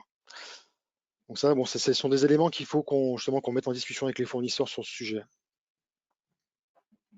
D'accord, parce que tout à l'heure, effectivement, tu décrivais la solution de captage idéale avec un ensemble d'aspiration global site. C'est des installations qui existent réellement? Alors, c'est des installations qu'on voit régulièrement et de plus en plus. Des installations qui ont été même mis en place sans notre accompagnement. C'est-à-dire que des entreprises qui sont passées à ce genre de système-là sans l'aide ou sans les préconisations de la CARSAT. On a d'autres qu'on a accompagnés sur le sujet, et on s'est retrouvé justement à réceptionner des installations centralisées avec rejet extérieur, récupération de calories, réintroduction d'air neuf.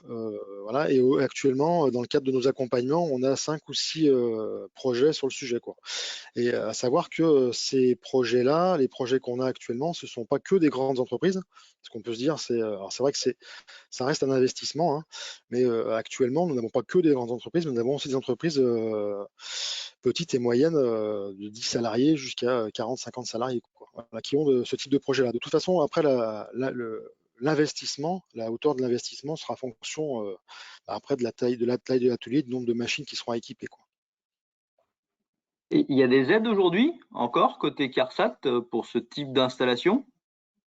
Alors pour les installations de captage, les installations de ventilation, alors il peut y avoir des aides. Après, aujourd'hui, sur la partie captage des brouillards d'huile, ça ne peut être que un contrat de prévention. Donc il faut être éligible au contrat de prévention. Ça, il y a différents critères administratifs à respecter et à avoir. Et du coup, ce sont les entreprises qui vont être à moins de 200 salariés. Et surtout, il va falloir qu'il y ait une CNO qui soit signée entre la CNAM. Donc une CNO, c'est une convention nationale d'objectifs entre la CNAM et les partenaires sociaux qui représentent, on va dire, l'activité. Actuellement, il y a une CNO sur la métallurgie qui couvre ce type d'aide financière. Mais après, il peut y avoir d'autres critères complémentaires, on va dire, d'autres critères complémentaires en fonction des CARSAT sur l'éligibilité, on va dire, des entreprises à l'ouverture d'une aide financière de ce type-là, quoi. Donc il faut faire la demande en fait auprès de la CARSAT pour savoir si vous avez droit ou pas à cette aide financière. En sachant qu'un contrat de prévention, ce ne sera jamais une aide financière uniquement sur un poste et sur un équipement, mais c'est une aide qui prend beaucoup plus large et ce sera donc une négociation avec le contrôleur de sécurité qui suit votre entreprise sur les différents risques à couvrir par l'aide financière par rapport à des priorités éventuelles dans l'entreprise. Mais on n'aura jamais une aide financière, un contrat de prévention uniquement sur le risque chimique, par exemple. Voilà. D'accord, mais donc je me rapproche en fait de la personne qui me suit habituellement côté CARSAT. Si je suis une entreprise de moins de 200 salariés, que je vise un contrat de prévention et puis effectivement que je suis dans le cadre de la CNO, mais pour le coup la CNO, elle est côté métallurgie, elle est effectivement relativement large puisqu'elle couvre tous les codes neufs de la métallurgie, tous les codes risques de la métallurgie. Tout à fait. Ok, bah écoutez, alors, en même temps que je parle, je vois on tombe toujours sur les systèmes d'aspiration.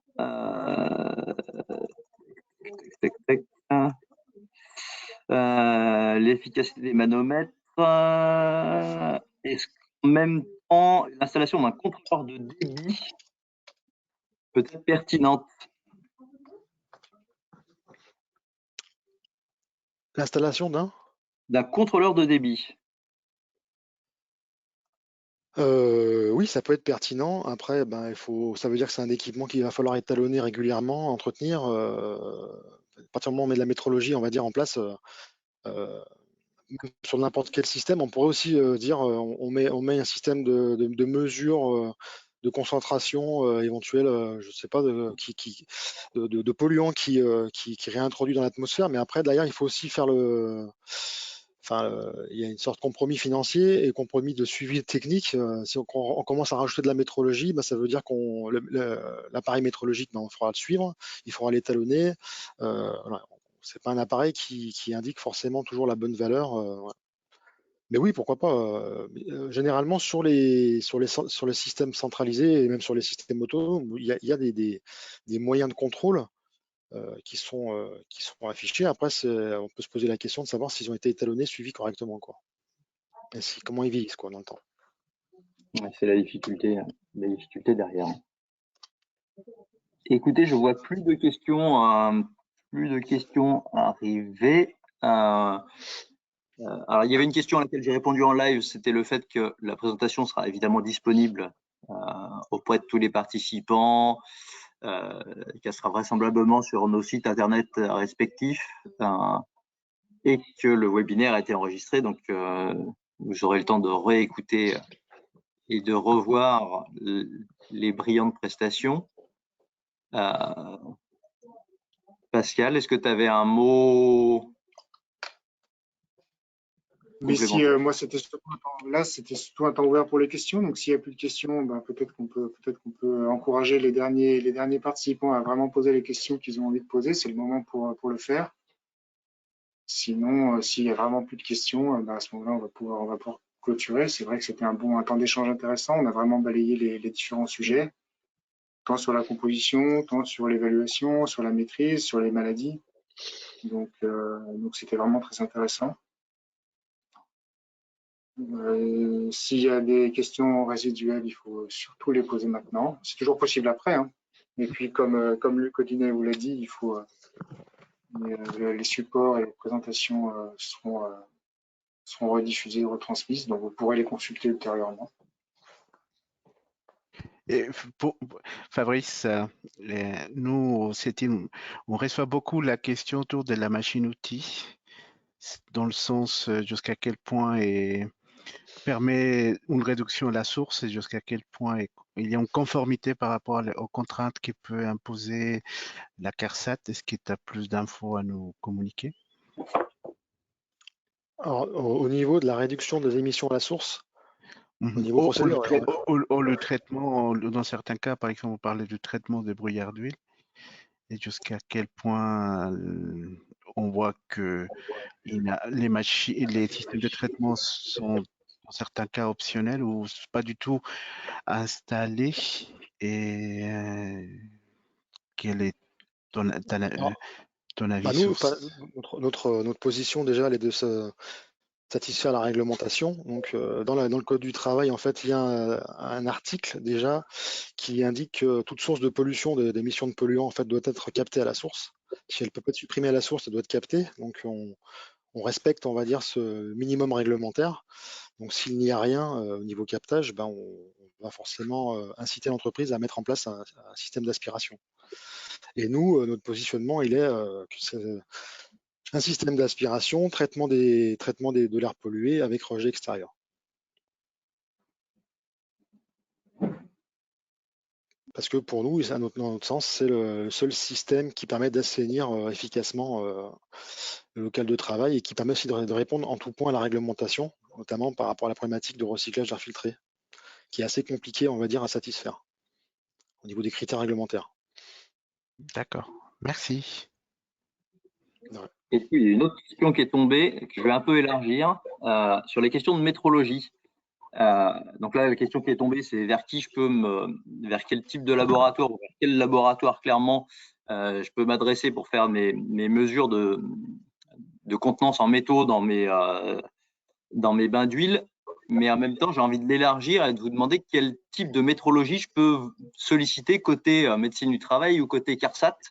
Est-ce que j'ai la possibilité de vous solliciter pour vous demander une aide sur une mesure de l'air ambiant, pourquoi pas le CETIM sur une mesure de mes suivis de bain, etc. Est-ce qu'il y a des aides possibles? Est-ce que vous pouvez accompagner les entreprises sur ces sujets-là ou pas?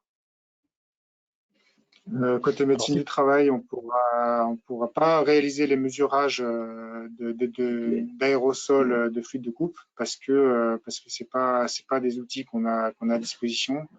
On peut faire des mesurages ponctuels sur des substances avec des tubes colorimétriques, mais pas des mesurages type mesurage réglementaire comme les aérosols de fluide de coupe. Voilà pour l'aspect médecine du travail.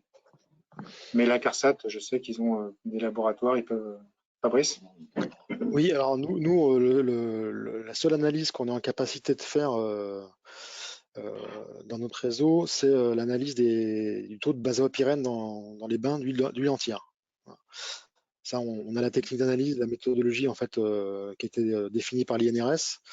Donc au sein des CARSAT, on a ça. On ne fera pas de mesure d'analyse autre, on va dire, sur les bains. Nous, après, on fait du prélèvement atmosphérique. On va faire des prélèvements surfaciques. On va rechercher les métaux éventuellement soit dans l'atmosphère, soit sur les surfaces dans les ateliers.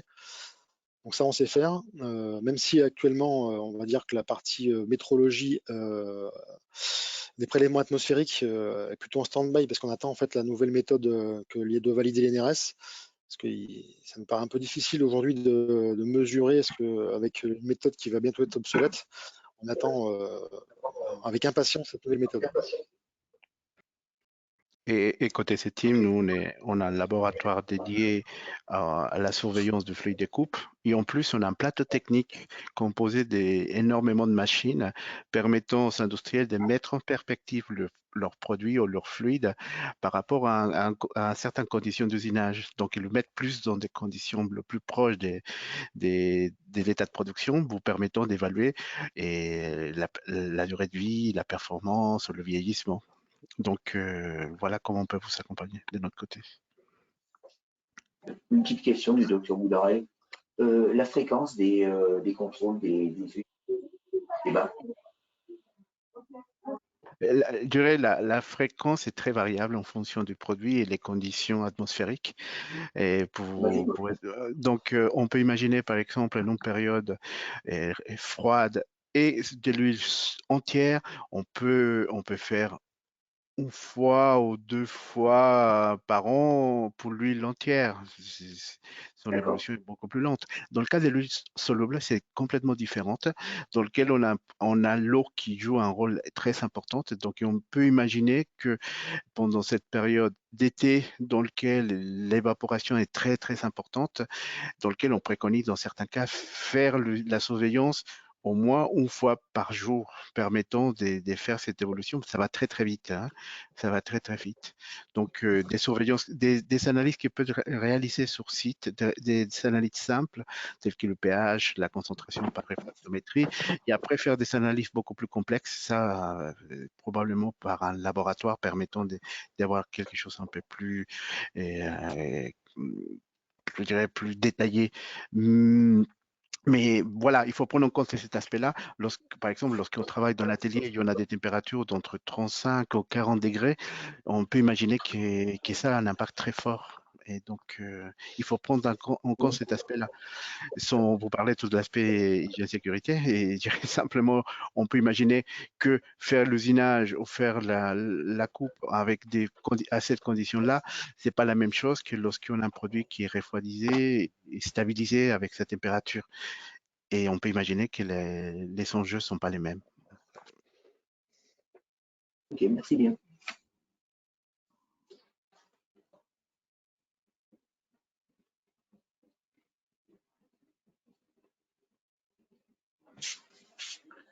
Et sur les formulations, donc il y a effectivement des fournisseurs qui proposent des huiles très stables.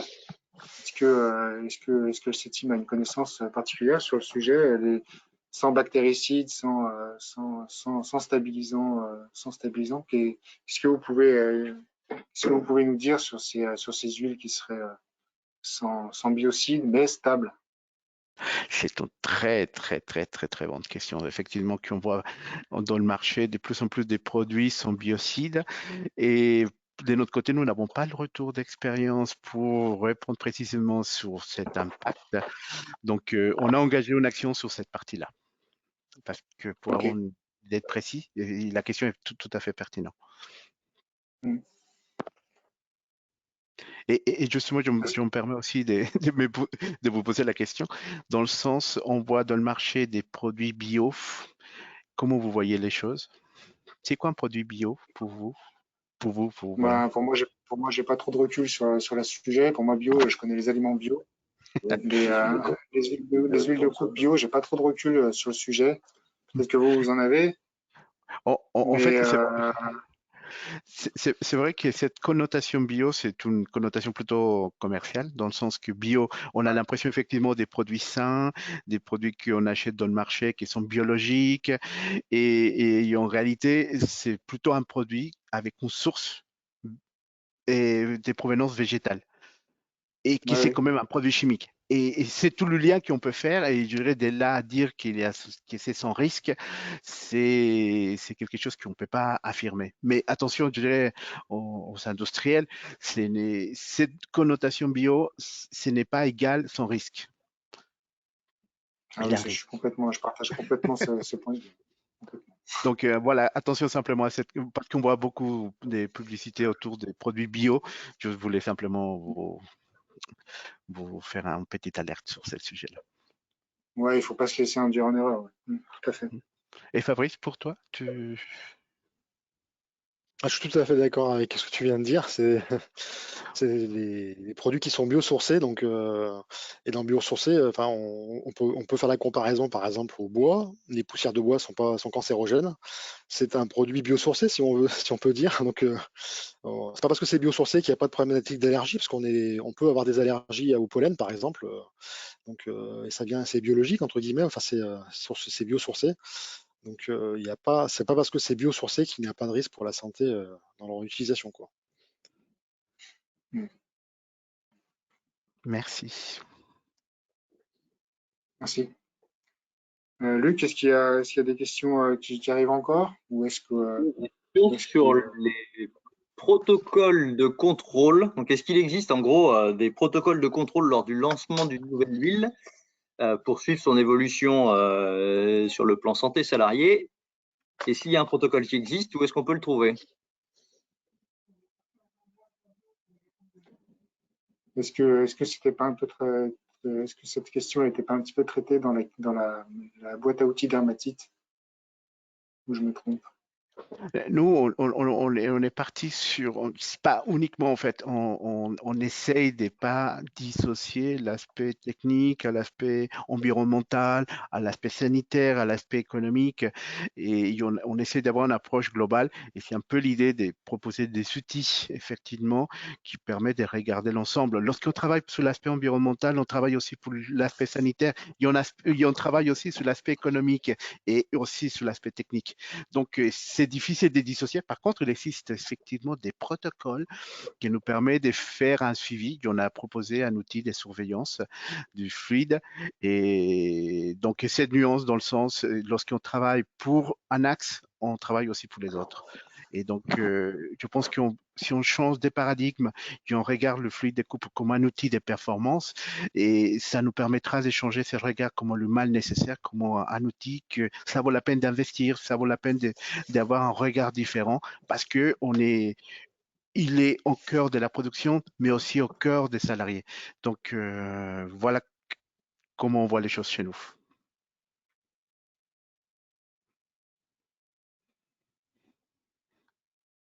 Donc, vous pouvez consulter le site boîtedermatite.com. Vous aurez énormément de documents à livrer à disposition, qui est chouette. Et pour vraiment, c'est une question ST Grand Lyon, pour vraiment identifier les causes principales de vieillissement des huiles, c'est les conditions d'usinage, c'est aussi les développements bactériens. Est-ce qu'il y a d'autres causes? Et à grosso modo, on les différencier en deux, effectivement, la partie pollution. On va polluer l'huile par des huiles dégraissage, par la matière que nous allons usiner, par l'environnement en fait, parce qu'on est sur un milieu qui est ouvert et donc on va venir et polluer. Et le deuxième phénomène, c'est par la dégradation. On va dégrader l'huile par des aspects mécaniques, thermiques et biologiques. Et ces deux aspects-là, à un moment donné, ont un aspect, et, je dirais, crucial dans le vieillissement du produit. Donc, il faudra prendre les deux. Et dans certains cas, c'est un peu plus le vieillissement thermique parce que je suis en train de faire un usinage complexe, ou dans certains cas, plutôt biologique parce qu'il y a un produit qui est sensible au développement bactérien. Et tout ça, c'est ensemble. Ok, merci. Merci, c'est très clair.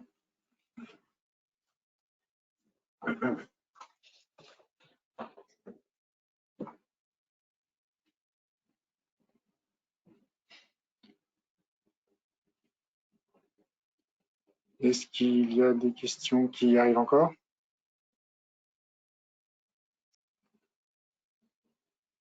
Luc? Non, là, je vois plus de questions. Dans ce cas-là, je vous propose qu'on close le webinaire. Est-ce que vous êtes d'accord? C'est parfait. Ben, Nous merci à restons tous. disponibles pour tout. Ouais. Merci à tous de votre participation active. C'était très, très instructif, très enrichissant. Donc, j'espère qu'on pourra collaborer à nouveau sur d'autres projets. Pour les participants, j'espère que vous avez apprécié ce webinaire, que vous avez trouvé les informations qui vous manquaient, qui vous permettront d'avancer sur vos sujets. Et donc, je vous remercie pour ça et à bientôt pour de nouveaux webinaires. Merci, au revoir. Au revoir. Au revoir. Au revoir. À bientôt. Au revoir. Merci.